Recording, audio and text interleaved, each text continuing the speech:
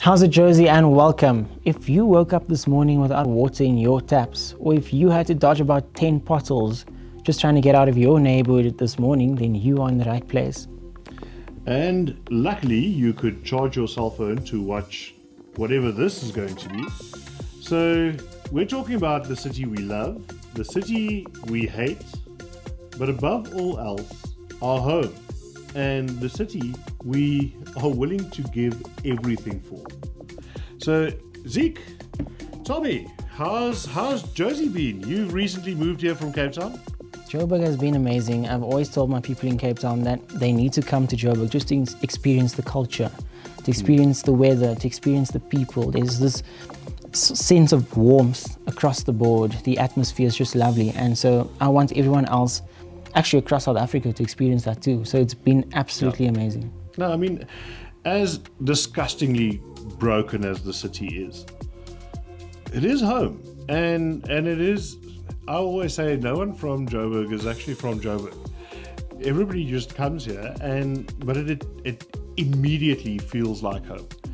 And I mean, I'm an Afrikaans guy from Pretoria. I really didn't think that I'm going to fit into this very English town, but I did, almost immediately.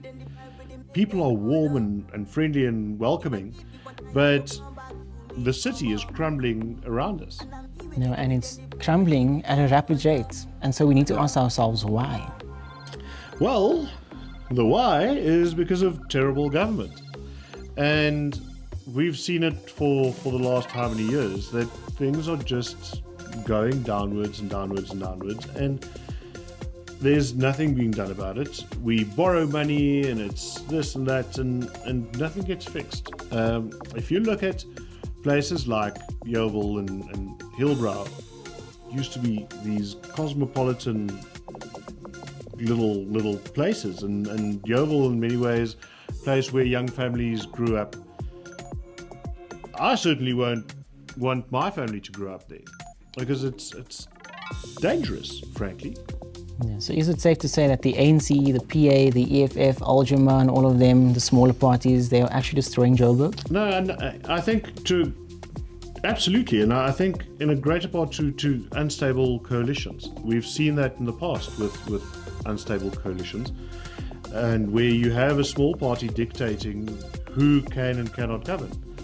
And everybody wants a piece of the pie, and the PA always says they are the kingmakers, and that is absolutely rubbish. That shouldn't belong in our system. You should either have a stable coalition of people who share the same values and principles and the same vision to build a city, or have an outright majority, which would be the ideal for a lot of people. But we've seen the ANC over the past 32 years in Joburg.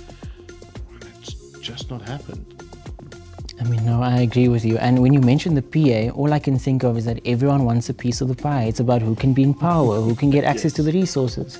And it's evident to see. I mean, I was in Eldorado Park the other day, and I hear from community members that people who are linked to PA politicians are getting contracts in that community, and the project itself are completely stalled.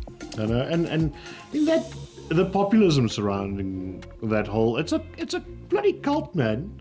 There's no way that I would ever make a Facebook Live and I'll be come up to encourage people to join a live stream.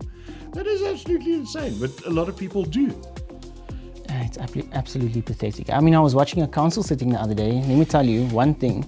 There were apparently rats running around in the council chamber. The mics weren't working. The mayor was actually sleeping in council just last week. Well, I'm surprised you could watch council. It's an absolute shit show. And are people claiming overtime for that duration of the council sitting? No, probably. And I mean, when you look at the council expenses, for every sitting costs how many hundreds of thousands of rands, it's insane, and it's a great waste of time. I couldn't in any way justify that. Not when we have potholes the size of a Fiat Uno that your car can fall into. I mean, let me tell you this. I was driving on the M1 and there was this hole in the road, and suddenly last week I saw the JRA teams there on the scene. They were acting very busy. I even took a photo, I have it on my phone. But today when you drive past there, it's as if nothing was done. I don't know what they were doing there, but I'm not sure, and I highly doubt that they're going to come back again. I mean, I used to live in Pretoria Avenue in Sandton, and what started as a small little leak at the side of the road eventually swallowed the entire road. And at the unveiling, where Kenny Kunene came to ribbon cut this hole that he fixed, before he got there was another leak just in front of that one. You cannot make this shit up. That's embarrassing as well. That the Joburg Roads Agency, the same portfolio that Kenny Kunene from the PA runs, had no money for petrol for the trucks or fuel, diesel. Yeah. And I mean, then you hear the stories about them having more supervisors than general workers, and that is, how shocking is that? And so this means that potholes can't get fixed, street lights can't get fixed, your traffic lights can't get fixed. That's why every second or third traffic light, or even every traffic light, doesn't work in the city of Joburg. No, I mean, we've all seen those cartoons from way back when, where you've got this group of supervisors standing around a hole and one person fixing things. And that is literally the case now in Joburg. Well, according to the managers at JRA at least. And that is so concerning. But, well, we've got a chance now to kind of make our voices heard. And so how do we do that, Hendrik? Well, there's an election on the 4th of November, and we can register to vote, and that is the most important thing, because, I mean, you can only vote if you're registered. And there's a shockingly low number of people who are registered. So this weekend, the 1st and 2nd of August, you can register in person at your nearest voting station, but it also, you can do so online until the 7th of August, and that is the cutoff. If you're not on the roll, you're not on the roll, and you cannot participate in democracy, at least not this round. I mean, and I think it's very important that we all register to vote, because I always say, and I say to my friends as well, especially when we go out clubbing, having fun, I always say, we shouldn't take this opportunity to vote for granted, because prior to our democracy, people fought, people died for a right to vote in an election, and we finally got it. Yeah. And now we're just simply not taking up the opportunity. Yeah, absolutely. And I think that's kind of the thing, is we have this one single responsibility that costs us nothing. I mean, we've got many other responsibilities, but this is the one thing that government asks us to do once every 5 years. And a lot of people just don't give a damn, but it really costs you nothing. And after that, after you've got that line on your thumb and you've made your mark, go out. It is a public holiday. Go out and have a braai, have a few drinks with your friends, and celebrate you voting. Yeah. Don't stay at home and have the braai in any case. And then when the results come out, you sit around and complain because you don't have water or electricity. That is just bloody stupid. And again, South Africans love complaining. And so if you don't register or you don't vote, it means you actually can't complain, don't you think? No, absolutely. And I think a lot of these things, and why people don't vote, is they've lost faith in the system, they've lost faith in politicians. But I think there's an important distinction that needs to be made, where who have you really lost faith in? Is it someone like Panyaza Lesufi who tells you to go and have a shower at a hotel after you haven't had water for weeks? Or is it someone like Gayton McKenzie, who spends millions of rands going to America on basically a booze cruise, if you look at the reports? That's for the FIFA World Cup. Yeah.